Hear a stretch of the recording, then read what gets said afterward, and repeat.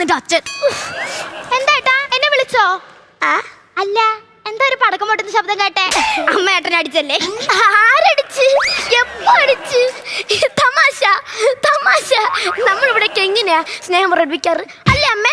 കാലുവാരി പിടിച്ച് താഴത്തല്ലണ ഞാൻ. നാറ്റിക്കരുത്, വേണമെങ്കിൽ കാല് പിടിക്കാം. അയ്യോ, എന്തിനു പണിയാ നീ കാണിക്കണ? ഞാൻ പറഞ്ഞിട്ടില്ലേ ഈ വക പണിയൊന്നും ചെയ്യല്ലെന്ന്. വെറുതെ കയ്യിലെ സോഫ്റ്റ്നെസ് കളയാനായിട്ട്. പിന്നെ ഇവിടെ ഇവിടെ അച്ചാറിട്ട് തൊട്ട് വെക്കാൻ കൊണ്ടുവന്നേക്കുന്ന പിടിച്ചാണ്. മക്കൾ ഇനി ഈ വക പണിയൊന്നും ചെയ്യല്ലോ കേട്ടാ. ഇതൊക്കെ ചെയ്യാൻ ഇവിടെ അമ്മയുണ്ട്. നിന്റെ ഒക്കെ പൂവും തെറി വിളിക്കരുത്. കല്യാണം കഴിഞ്ഞ് വന്ന പിറ്റേ ദിവസം തന്നെ അമ്മേരെ തനിക്കൊന്ന് ഇവിടെ ഇറക്കരുത്. അമ്മ ഒരു ജോലിയും ചെയ്യണ്ട. എന്റെ മോളൂസ് എല്ലാം കണ്ടറിഞ്ഞ് ചെയ്തോളും അല്ലേ മോളൂസേ? ഞാനൊന്നും ചെയ്യില്ല. അങ്ങനെ പറയാൻ പാടില്ല. എന്നെ ഇങ്ങോട്ട് അടിച്ചിട്ട് കൊടുത്ത് പണിയെടുക്കാനൊന്നും അല്ലല്ലോ, എനിക്ക് സൗകര്യമില്ല. ഞാൻ ഹെൽപ്പ് ചെയ്യും. എനിക്ക് തേനും പാലും ഒഴുകണ എന്തോ ഒരു സ്നേഹം. ഈ സ്നേഹമൊക്കെ എത്ര കാലം ഉണ്ടാവും എനിക്കൊന്ന് കാണണം.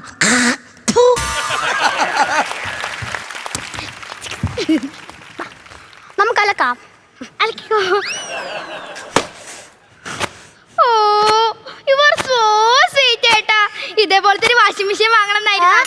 അല്ല, ഇതേപോലത്തെ ഒരു ഭർത്താവ് വേണമെന്നായിരുന്നു എന്റെ ആഗ്രഹം. എനിക്കും. മുക്കോ.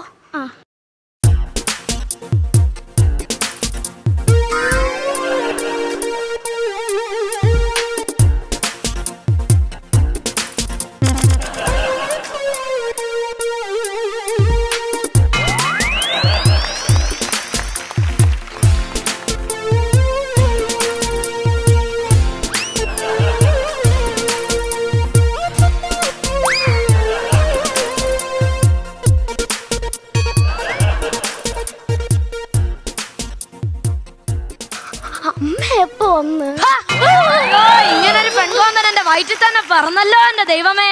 എന്റെ മരുമോളിങ്ങി വന്നാട്ടെ. കൊച്ചേ, നിനക്ക് ഇവന്റെ വല്ല കാര്യം അറിയാവോ? ഇവൻ പ്രേമിച്ച പെണ്ണിവനെ തേച്ചേച്ച് പോയെന്നും പറഞ്ഞ് അവക്ക് വേണ്ടി ആത്മഹത്യ ചെയ്യാൻ നടന്നവനാണ് ഇവൻ. ഇപ്പൊ ഒരു എളുപ്പമില്ല, നിന്റെ കൂടെ നടക്കും. ഓഹോ, അപ്പൊ ആരും പ്രേമിച്ചിട്ടില്ല എന്നൊക്കെ പറഞ്ഞത് കള്ളമായിരുന്നല്ലേ? അയ്യോ, കള്ളമല്ല, സത്യം. കള്ളമാണ് മോളെ, ഇവൻ പറയുന്ന എല്ലാം കള്ളമാണ്. ആ തെക്കേലത്തെ ശൈലജ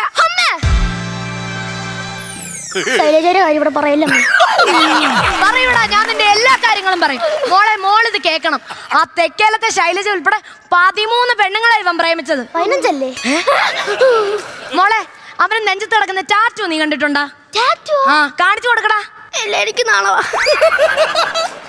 കൈ മാറ്റടോ. കൈ മാറ്റി മനുഷ്യ അങ്ങോട്ട്. ഇത് അമ്മന്നല്ലേ? അമ്മ